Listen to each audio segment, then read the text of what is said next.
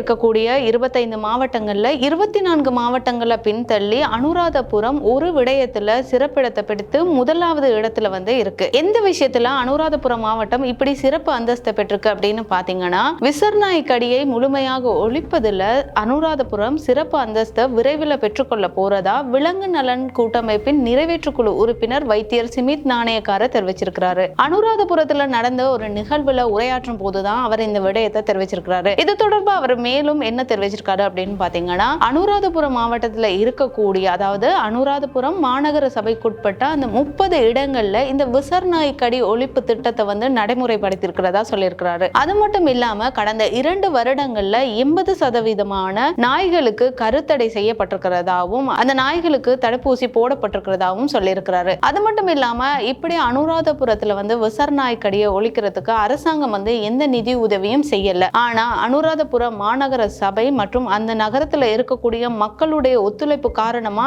இந்த விஷயத்தை செய்ய முடிஞ்சது அப்படின்னு சிமித் நாணயக்காரர் தெரிவிச்சிருக்கிறாரு. அது மட்டும் இல்லாம ஏனைய மாவட்டங்களையும் இப்படி விசர்நாய் கடிகளை ஒழிக்கிறதுக்கான நடவடிக்கைகள் எடுக்கப்பட்டிருக்கு. ஆனா அது அனுராதபுரத்துல மிகவும் தீவிரப்படுத்தப்பட்டிருக்கிறதாவும் அந்த ஒழிப்பு திட்டம் தொடர்ச்சியா செய்யப்பட்டு இப்ப 80% நாய்களுக்கான அந்த ஒழிப்பு திட்டம் நடைமுறையில இருக்கு. அது செய்து முடிச்சாச்சு. இப்ப 80% நாய்களுக்கு இந்த விசர்நாய் கடி அந்த தடுப்பூசி போடப்பட்டிருக்கு, கருத்தடை செய்யப்பட்டிருக்கு. எனவே ஒப்பீட்டளவில் பார்க்கும்போது 25 மாவட்டங்கள்ல அனுராதபுரத்துல தான் முழுமையா விசர்நாய் கடியை ஒழிக்கக்கூடிய ஒரு நடைமுறை சாத்தியமா இருக்கு. இந்த விடயத்துல ஏனைய மாவட்டங்களோட ஒப்பிடும் போது அனுராதபுரம் தான் முதலிடத்துல இருக்கு அப்படின்னு அவர் சொல்லியிருக்கிறாரு.